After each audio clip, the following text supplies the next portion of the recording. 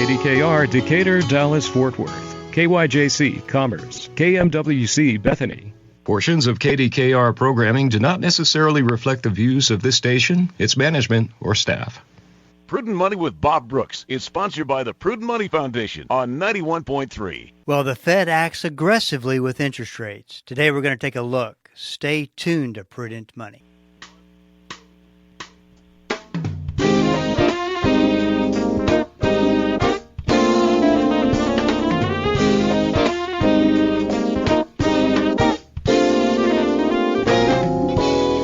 Good afternoon, this is Bob Brooks, and you are listening to the Prudent Money Radio Show. Thank you so much for joining me today. You know I do appreciate it.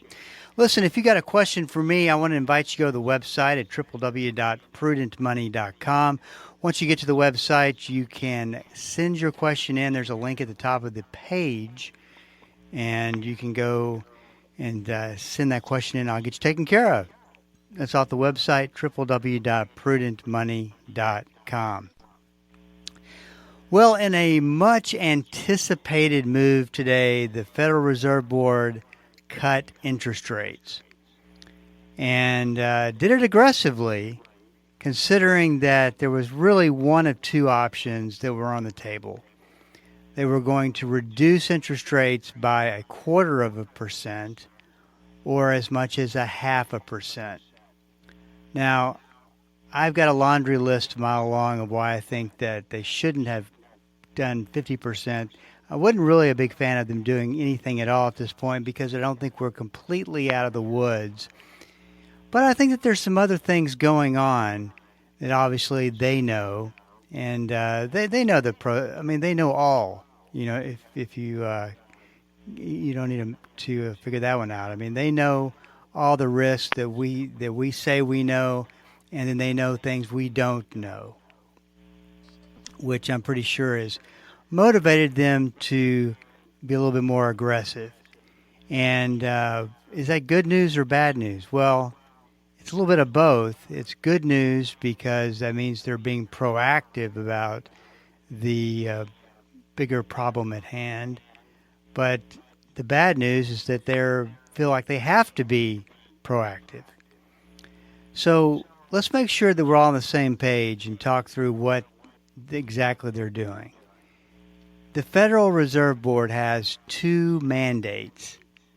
The first is they need to control prices, control inflation, and keep everything stable.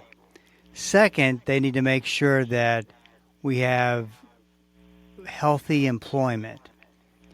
So in the event that employment starts to weaken, in the event that inflation starts to fall, then they will cut rates.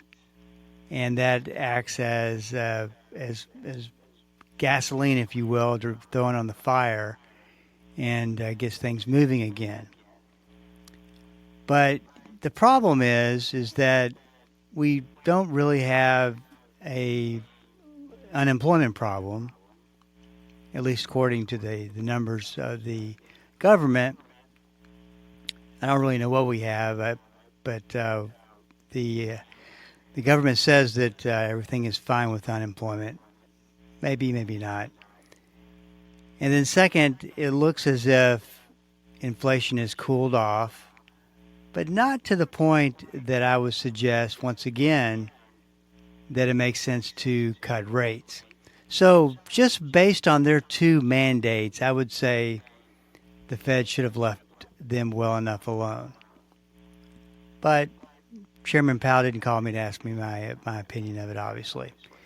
So that's what the way that it works. So what they're doing is when I say they're cutting interest rates, that means that they are reducing or increasing the federal funds rate, which is the main interest rate. Excuse me. And that, of course, influences mortgage rates, that influences car loans, that influences money market rates, credit cards, and everything that is sensitive to interest rates, which is debt. So how did the markets pan out? Because this should have been good news for the markets. The S&P 500 was down about a third of a percent. The Dow Jones Industrial Average was down 0.25%, and the Nasdaq was down about 0.33% as well. So why in the world would the markets be down? Well, there's an old saying that goes like this. It goes, buy the rumor, sell the news.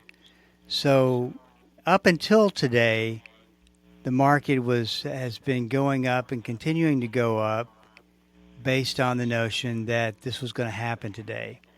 Then when the news came, then the market sold and went down. So just it happens quite a bit. So that's the thought of why the market was down today. So the important thing to do is to watch what happens over the next week or so to interest-sensitive investments, such as credit cards. As we discussed yesterday, credit cards should go down a little bit on the interest rate. Of course, the interest rates are so high that it won't even move the needle. Then there's car loans, mortgage rates, and that sort of thing, personal loans. Those should go down, and we'll be watching that over the next week or so to see if they do. Because there's also a scenario where mortgage rates don't go down and your personal loans and that type of thing don't go down either. But I'll keep you posted on that. Then there's things like CDs, money market rates, which have been great, fixed annuity rates, which have been great. Will those go down?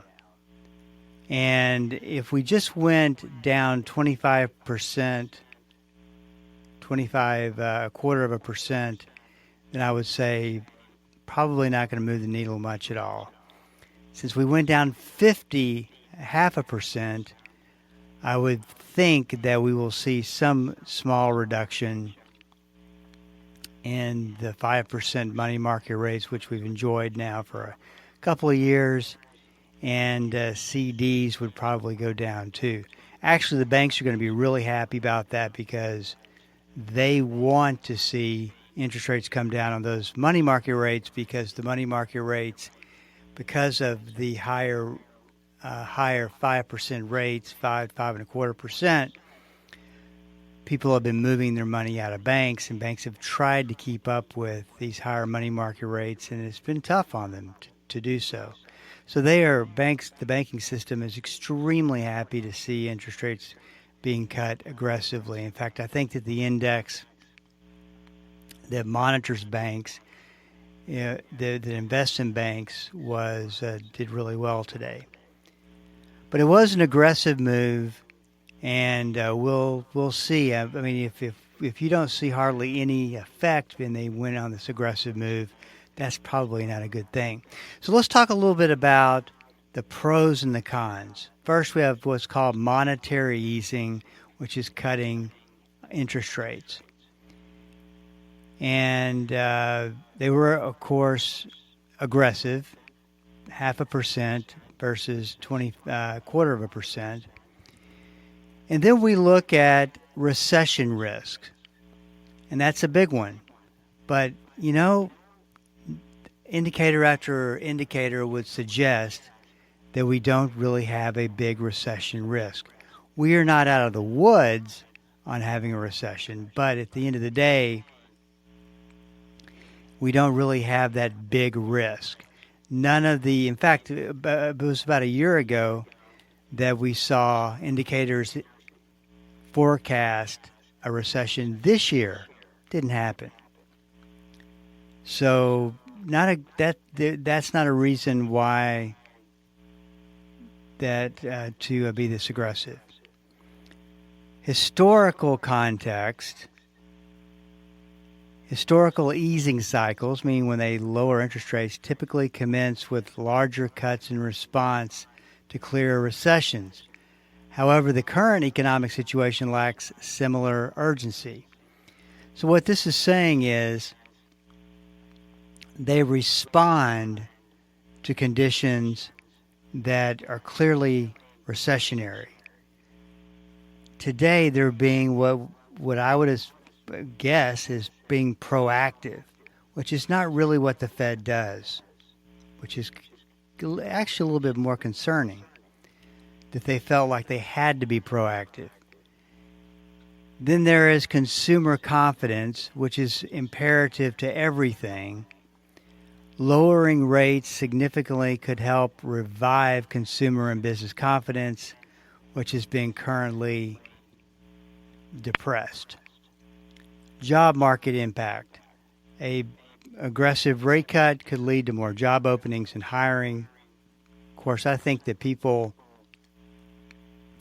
are going to wait a bit to see what happens with the elections, which is, a big deal, which are roughly a month and a half or so away, before they really would be doing any aggressive hiring or making decisions.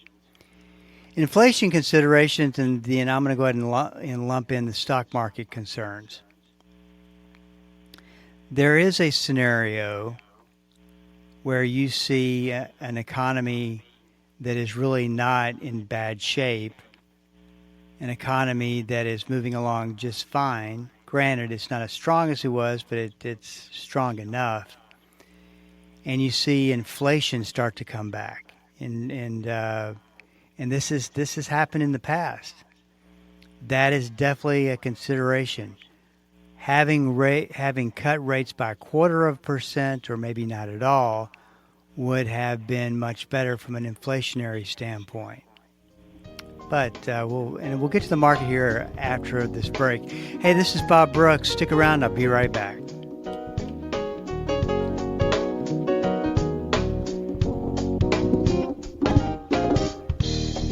Hello, this is Bob Brooks. Proverbs 22:3 and Proverbs 27:12 are the exact same verse word for word. I call them the stewardship verses of risk. A prudent person foresees danger and takes precautions.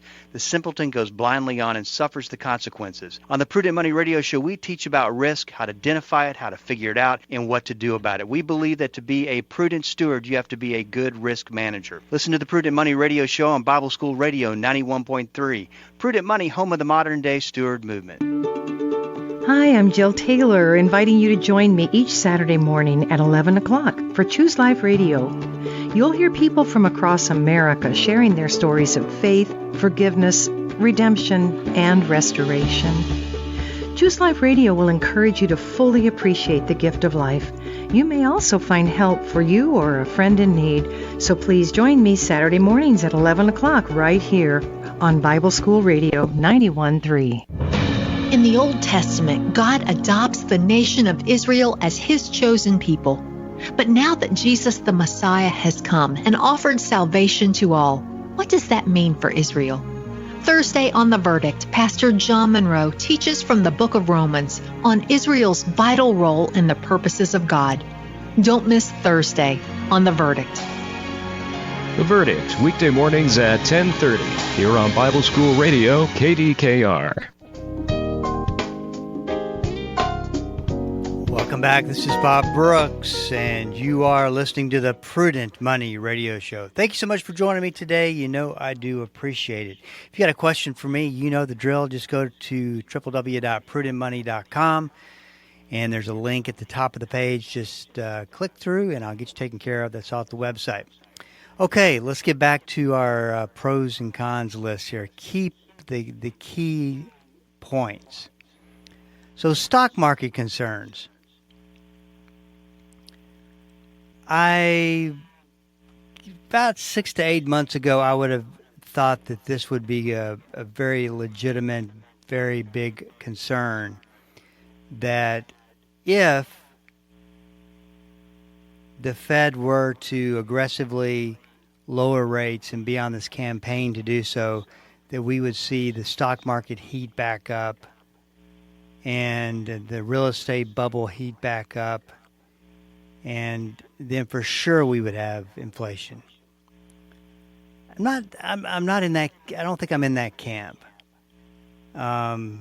There's still all kinds of probabilities that could occur, but I don't think that the stock market concerns me as much. We'll see what happens tomorrow, right? But I think that when you've got the risk ahead of us as we do with the elections, that I think that in itself holds things back, especially as you start to see a candidate get ahead in the polls.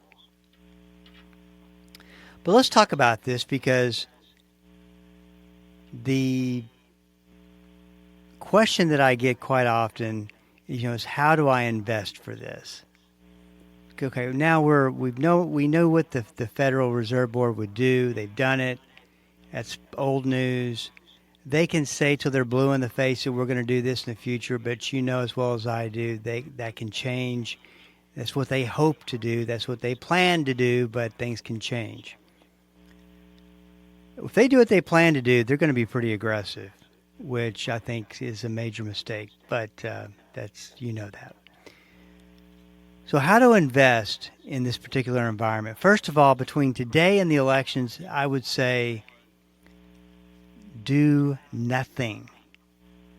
Don't react. I don't think that there's any need to be proactive. I think that the only changes that you need to make is if you look at your investments and go, I'm a lot more aggressive than I would like to be. I'm taking a lot more risk than I think that I should. Then I would definitely lower my risk level. On the other side of the elections, we've got, number one, how long will the elections last? How long will we not know if we have a president? How long will this get tied up in courts? The list goes on what could happen. At the point, though, that we do have someone that's going to be president, and we're past all the legal issues and everything else, once we get to that point, then it really depends on who that person is. Vice President Harris, you'd want to invest a certain way for her presidency, and I think for former President Trump, you'd want to vote a certain way for his presidency, because they're two very different. They're going to be two very different stock markets and two very different economies. So that's why I wouldn't try to get ahead of that. I think it's what's important, and if anything can teach us from the first time that Trump became president, and this is whether he becomes president or Vice President Harris becomes president, it makes important sense to watch how the markets respond, and from there start to build your strategy. Don't get too far ahead of yourself, because this is a huge unknown. And I think that between now and the election, we could see a pretty bumpy ride because of all of the unknowns. But this is why I think, and that the Fed is being so aggressive. They basically said, well, first, of course, as you know, they lowered the key interest rate 0.5%. But if I heard this right, and I was just kind of running in and out of my office, so I don't know if I heard this right or not, I think they're looking at two more 0.5% cuts before the end of the year. That would be enormously aggressive. I either heard that or I heard between now and the end of 25. Okay, so that's a big difference. I shouldn't even have said that. So you'll forgive me. But the reason why I think that they are being so aggressive is the $1.2 trillion, $1.2 trillion in commercial real estate loans that come due next year. $1.2 trillion. That's over 1 million millions. And the reality is that we've had rising interest rates, which the interest rate decreases hopefully take care of, or help anyway, and falling property values. So what you have, and we've already started to see this, in this year, is the, I can't remember what I was going to say. But anyway, $1.2 trillion in commercial real estate loans. You ever get that way where you're talking and all of a sudden you just lose your train of thought? $1.2 trillion in commercial real estate loans is what we're looking at. And, I know what I was going to say. We've already seen literally owners of these buildings take the keys and drop them off at the lenders and says, hey, sorry, we're walking away from this deal. The building that I'm in, it's a 8-story building here in Addison, went into bankruptcy and is taken over by the lenders. But the problem is that there's several problems. First of all, a lot of your loans originated during the low interest environment of 2021 when you could borrow money very inexpensively. And now we've had a big jump between the rates that were then today, and they can't refinance because they can't afford it, based on rent declines, based on the fact that you've got companies that have reduced their footprint, and so now you have some vacant buildings, you have semi-vacant buildings, nothing like pre-COVID, and you've got a change in the landscape of America, where people are working from home. I mean, this is all, you pretty much know this, but you got to put it all together, and you got to ask the question: if I owned a bank and my borrowing costs were going to go up by 2 times, or they were going to double, and I have much lower vacancies, or high vacancies, excuse me, and it doesn't look good for the real estate that I own, you can start to see the problem. And there's $1.2 trillion of that just in 2025. I didn't look up the number, but there's almost as much in 2026 that comes due. So these higher rates are, and a lot of this lending has come from your regional banks and smaller institutions, and that's also a problem, because now that you also have the threat of a bank takes too many losses, and then they're in trouble.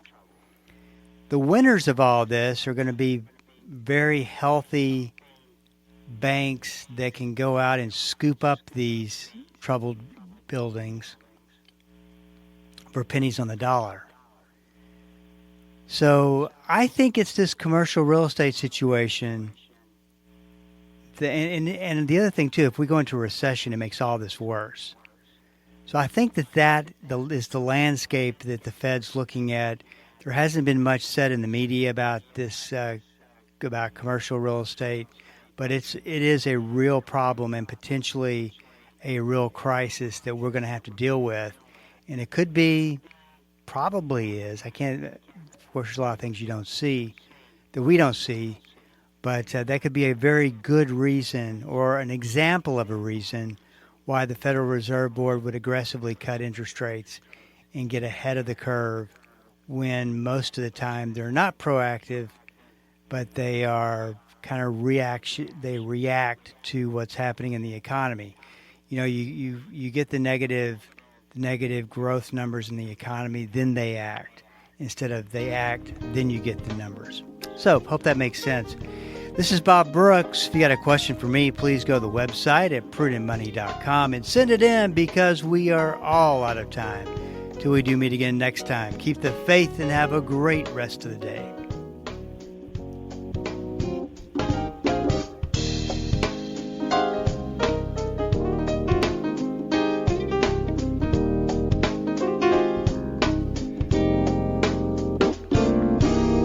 That's all the time we have for today.